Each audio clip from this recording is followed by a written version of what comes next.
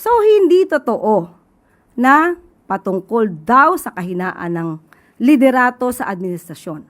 Kung hindi ito ay sa patuloy na pang-aabuso sa kapangyarihan para lamang sa kanilang mga kaalyado. Yusek, may we have your statement about the message of Vice President Sara Duterte saying that the conflict now in the Senate reflects the leadership of the administration. To be exact, she said, yung kaguluhan sa Senado ay nagsasalamin sa leadership ng administrasyon. Yung kaguluhan at kawalang direksyon ng ating bansa ay nagsasalamin kung ano yung klase ng leadership na meron ng nakaupo sa palasyo at ng ating administrasyon dahil lahat naman ng tao ay nare-recognize nila kung ano yung direksyon ng isang leader. Your comment on that, ma'am. Okay, ang paulit-ulit na kasinungalingan ay naglalagay sa atin sa isang kumunoy.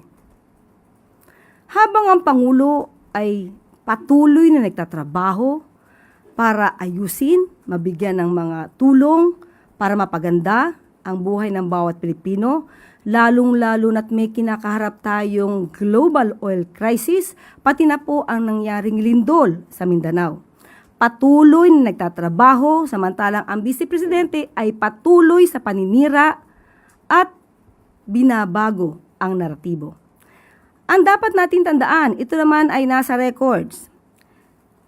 Ang putukan na nangyari sa Senado, hindi po ito pinag-utos ng Pangulo.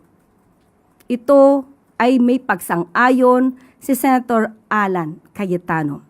Inamin din naman ni Senator Bato de la Rosa kung bakit pinilit na siya'y pumunta at bumoto.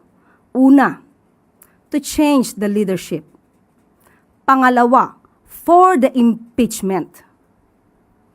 So ang mga tao sa likod na to, ang lahat ng ito, lahat sila yung nagsasabing dapat na ibasura ang impeachment. Ito ay lahat para sa proteksyon ng Vice Presidente. Ang pagpapatakas kay Senator Bato de la Rosa sa tulong ni Senator Robin Padilla, hindi ito nanggagaling sa Pangulo. Ang dalawang sinabi nating senador ay kaalyado ng Vice Presidente. So, hindi totoo na patungkol daw sa kahinaan ng liderato sa administrasyon. Kung hindi ito ay sa patuloy na pang-aabuso sa kapangyarihan para lamang sa kanilang mga kaalyado. So, huwag sana mamihasa sa pagdudungis ng iba para magmukhang biktima sa ating mga mata. And Yusek, speaking of impeachment, is the palace in a way concerned that the impeachment proceedings might be affected now that there's still a gridlock in the Senate? Hindi lamang siguro ang palasyo ang nakakita niya, kundi buong sambayan ng Pilipino. Ang nais lamang po ng Pangulo ay masunod ang due process, masunod ang proseso, masunod ang rule of law. Para kung may kailangang managot, dapat na managot. Kung kailangan na malinis ang pangalan, dapat linisin ang pangalan. So, yun lamang po ang concern ng bawat Pilipino. Dapat makita natin ang katotohanan, hindi sa pagtatago gamit ang kasinungalingan.